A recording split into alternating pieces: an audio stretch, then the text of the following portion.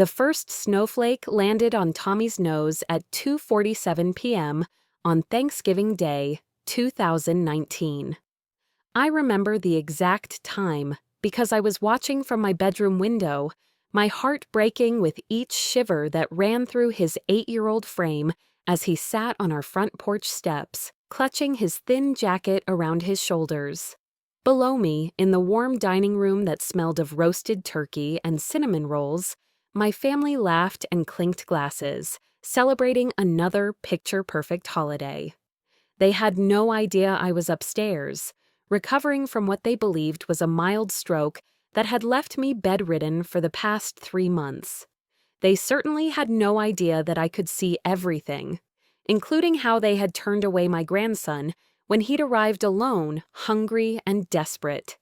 According to YouTube analytics, 99.5% of viewers are not subscribed. That's a huge number. By subscribing the channel that is completely free, you'll help support the channel and never miss fresh content. But Grandpa invited me.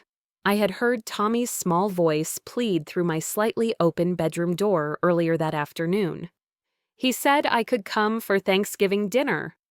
Your grandfather is very sick, Tommy. My daughter Sarah's voice had been ice cold, nothing like the warm mother I thought I'd raised. He doesn't know what he's saying anymore. Besides, your mother should have called first. We can't just have people showing up unannounced. I walked here by myself, Tommy had whispered. It took me 3 hours. She's sleeping again.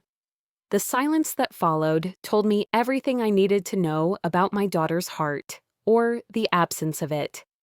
My grandson was here because his mother, my youngest daughter Lisa, was deep in another battle with addiction.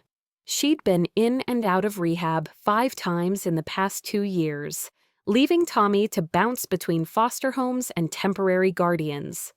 I had specifically told him during one of his supervised visits to see me a month earlier that he was always welcome at Thanksgiving. Always. But my family had decided differently. Through the window, I watched as my son Michael walked out to the porch with a paper plate covered in aluminum foil.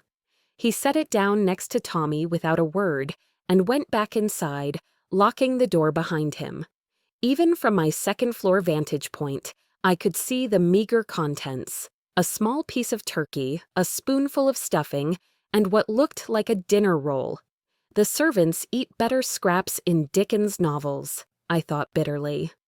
For 6 hours, I watched my grandson sit on that porch. He ate the small meal slowly, making it last.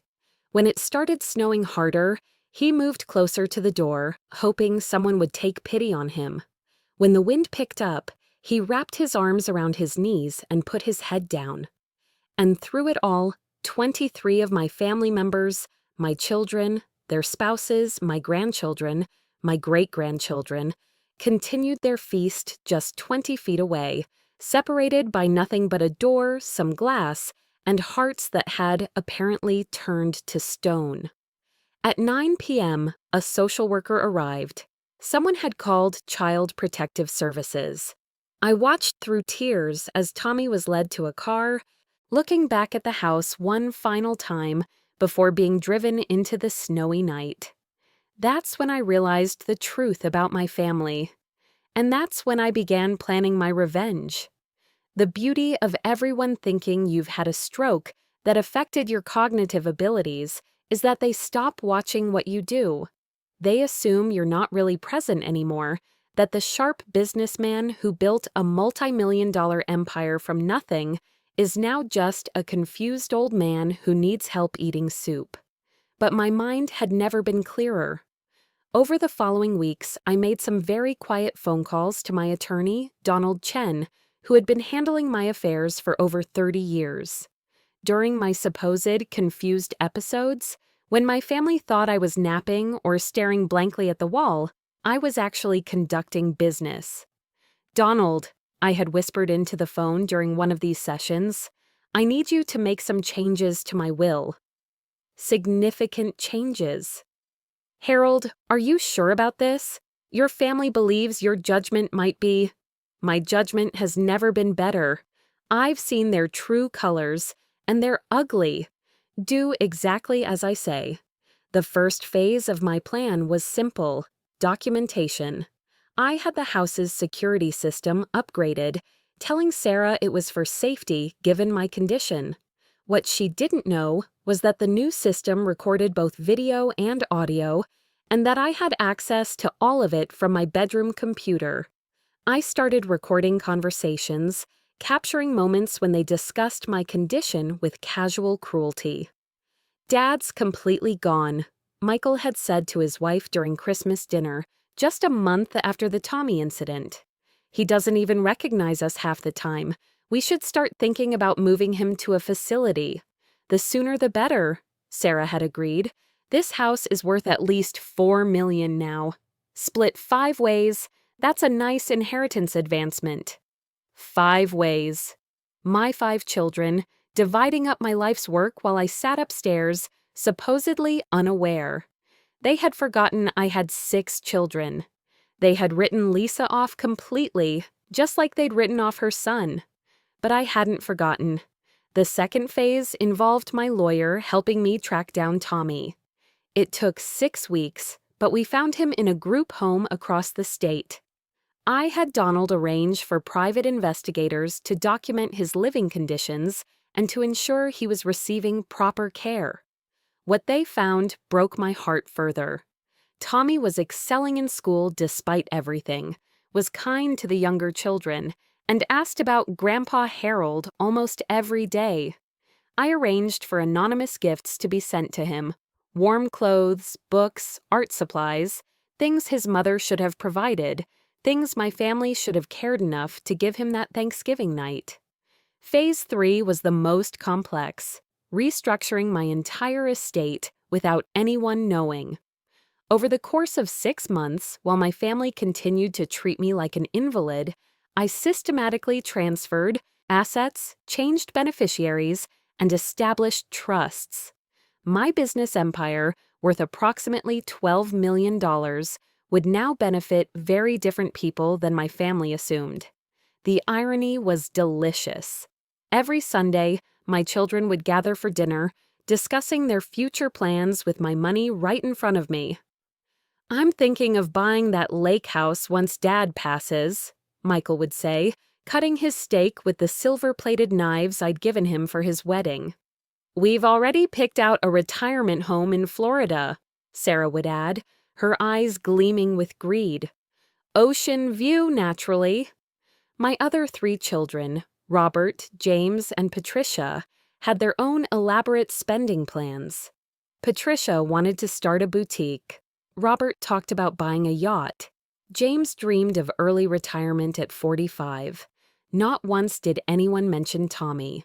Not once did anyone express regret about Thanksgiving. Not once did anyone ask about Lisa or wonder if she was getting the help she needed.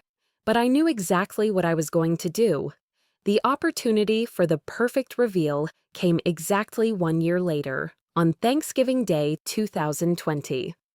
My family had gathered again, following the same traditions, preparing the same feast. This time, however, they were even more relaxed around me. I'd spent 12 months playing the part of the deteriorating patriarch so well that they barely noticed my presence anymore. I had Donald arrange for Tommy to be picked up from his group home that morning. The social worker who brought him was someone I'd hired privately, and she had strict instructions. "Bring Tommy to the house at exactly 3 p.m. and don't leave until I give the signal." At 2:45, I made my way downstairs for the first time in months without assistance. My family was so shocked to see me walking steadily and speaking clearly that they were struck speechless. "Dad," Sarah gasped, nearly dropping her wine glass. "How are you?" "Sit down," I commanded, and something in my voice made them all freeze. "All of you, now!" 23 family members scrambled to find seats around the expanded dining room table. I remained standing at the head, a position I hadn't occupied in over a year. "Exactly 1 year ago," I began, my voice carrying clearly through the suddenly silent room. My 8-year-old grandson walked 3 hours in the cold to join us for Thanksgiving dinner. I had personally invited him. He arrived hungry, alone, and desperate for family. I could see some of them beginning to remember, shifting uncomfortably in their chairs. You fed him scraps on the porch like he was a stray dog. You made him sit outside in the snow for 6 hours. You called social services to have him removed, rather than simply opening the door and letting him inside. Dad, Michael started to interrupt, you have to understand. I understand perfectly. My voice cut through his excuse like a blade. I understand that you're all heartless, greedy monsters who forgot what family means. The moment you decided my money was more important than my grandson's dignity. The doorbell rang. That will be Tommy, I announced, walking toward the front door. Let's see if your hearts have grown any bigger this year. I opened the door to reveal my grandson, now 9 years old, wearing a new winter coat and holding the hand of his social worker. He looked up at me with eyes that were wary but hopeful. Grandpa Harold, he asked softly, is it really okay for me to come in this time? The dining room erupted in whispered protests. I heard Sarah hiss something about inappropriate, and Michael muttering about legal issues, but I ignored them all. Tommy, I said, kneeling down to his level, you are the guest of honor at this dinner. You have a permanent seat at this table, in this house, and in this family. Anyone who has a problem with that can leave right now. I stood up and looked at my children with contempt I no longer bothered to hide. In fact, let me make this easier for all of you, I continued. I have some announcements to make about your inheritance. I walked back to my position at the head of the table, with Tommy holding my hand. The social worker, following my earlier instructions, quietly took a seat in the living room where she could observe but wouldn't interfere. Over the past year, while you all assumed I was incapacitated, I've been making some changes to my will, I began. Donald Chen has been helping me restructure my entire estate. Patricia laughed nervously. Dad, you can't be serious. You've been sick. Any changes you made during that time could be contested. Oh, I have extensive documentation proving my competency, I interrupted, pulling out a tablet that contained months of video recordings, including footage of each of you discussing how to divide up my assets while I was supposedly too mentally impaired to understand what you were saying. The color drained from every face at the table. But let me cut to the chase, I continued. My estate is worth approximately $12 million. The 5 of you have been planning how to spend your $2.4 million shares for months now. They waited, hardly breathing. Unfortunately, your shares have been reduced to exactly what you gave Tommy last Thanksgiving. You will each receive $1. One single dollar. The same value you placed on basic human decency. The explosion of outrage was immediate and deafening. All 5 of my children started shouting at once, their spouses joining in with threats and accusations. Over the chaos, I heard words like lawsuit and mental incompetence and family loyalty. But Tommy just squeezed my hand tighter and looked up at me with wide eyes. Where does the rest go? Robert finally managed to ask through the din.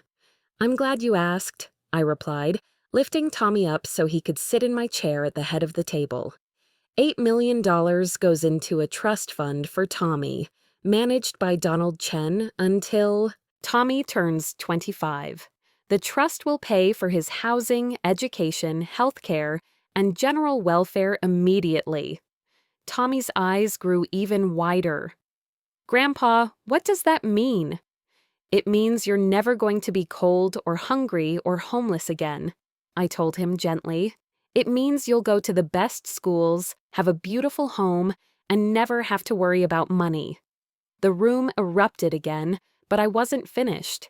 $2 million goes to establishing the Lisa Harrison Recovery Foundation, which will provide long-term addiction treatment and family support services. It will be run by professionals who understand that addiction is a disease, not a moral failing. Sarah stood up so quickly her chair fell backward. "You can't do this. We're your children. You deserve exactly what you've earned," I said coldly, "which is nothing." "The remaining $2 million," I continued, "will go to various charities focused on child welfare, foster care improvements, and family preservation services." I looked around the table at the faces of people I'd once loved unconditionally, people I'd worked 60-hour weeks to provide for, people I'd sacrificed my own dreams to ensure had every advantage in life. "Tommy," I said, turning back to my grandson, "would you like some turkey?" "The real turkey, not the scraps they gave you last year." As I began loading Tommy's plate with generous portions of everything on the table, my family sat in stunned silence. Finally, Michael found his voice. "Dad, please. Think about what you're doing. We made a mistake last year, yes, but—" "You didn't make a mistake," I corrected him. "You revealed who you really are. You showed me that despite everything I taught you about family, loyalty, and compassion, you learned nothing.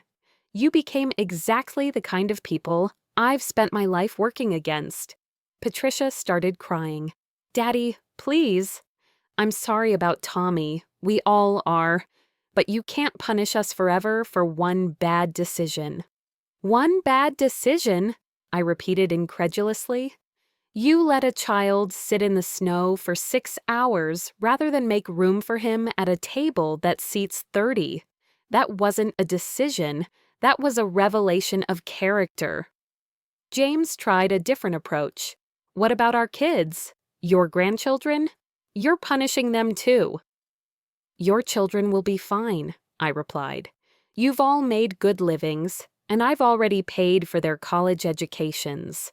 But perhaps they'll learn something from this that you never did, that wealth isn't an entitlement, and family isn't defined by blood alone." For the next hour, various family members tried different strategies. They pleaded, threatened, bargained, and appealed to memories of happier times. But I'd had a year to prepare for this moment, and my resolve was absolute. Finally, as the sun began to set, they began to leave. Some stormed out in anger, others left quietly with tears in their eyes. A few lingered, still hoping to change my mind, but eventually, even they gave up. By 7 p.m., only Tommy, the social worker, and I remained in the house. "Mr. Harrison," the social worker said gently, "I need to understand the living arrangements." "Tommy can't stay here permanently without proper legal guardianship." "Already handled," I replied, pulling out another set of documents. "Donald filed the paperwork last month. I'm Tommy's legal guardian now, with full custody rights. Lisa signed the papers during her current rehabilitation program." Tommy looked up at me with an expression I'll never forget. Pure joy mixed with disbelief. "I get to live with you, Grandpa?" "Really?" "Really," I confirmed, ruffling his hair. "We're family, kiddo. Real family. And real family doesn't leave each other out in the cold." The aftermath of that Thanksgiving was both predictable and satisfying. My children did attempt to contest the will, claiming I'd been mentally incompetent when I made the changes. However, Donald had been thorough in documenting my mental acuity throughout the process. We had medical evaluations, video evidence, and testimony from multiple witnesses confirming my competency. The lawsuits failed spectacularly. More importantly, they revealed even more about my children's character. The recordings from their legal meetings, which they foolishly held in my house, still believing I couldn't understand what was happening, showed them discussing strategies to have me declared incompetent retroactively and to challenge Tommy's legitimacy as my heir. Sarah actually suggested that Lisa could be convinced to sign papers claiming she'd never consented to Tommy's adoption by me. Michael researched ways to prove that Tommy wasn't actually Lisa's biological child, despite having DNA evidence to the contrary. Listening to my own children plot against an innocent child was the final confirmation I needed that I'd made the right choice. Lisa, meanwhile, was thriving in her recovery program. The foundation I'd established in her name was already helping dozens of families navigate addiction while keeping children safe. She'd been clean for 8 months and was working towards supervised visits with Tommy, with the goal of rebuilding their relationship slowly and safely. "I can't believe what Sarah and the others did," she told me during one of our weekly phone calls. "I mean, I know I've made terrible mistakes, but leaving Tommy outside in the snow, that's just evil." "People show you who they are," I replied. "We just have to be willing to see it." Tommy was flourishing as well. Enrolled in a prestigious private school, he was excelling academically and had made several close friends. More importantly, he was learning to trust again, to believe that he was wanted and loved. Every evening, we'd sit together in my study while he did his homework and I worked on foundation business.